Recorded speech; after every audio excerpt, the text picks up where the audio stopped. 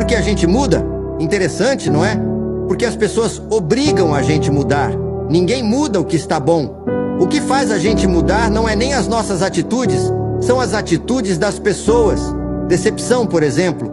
Quantas pessoas mudaram após uma decepção? Várias. Milhares. A decepção machuca. Ela faz muitos sentimentos bons morrer. E para não sofrer mais, o que é que você faz? Vai embora. As despedidas não são confortáveis, mas a permanência às vezes também não é. Por isso que, em alguns casos, é melhor ir embora e deixar uma boa lembrança de você mesmo, do que ficar forçando uma coisa que não faz mais sentido. Não se diminua para caber em lugar que não foi feito para você.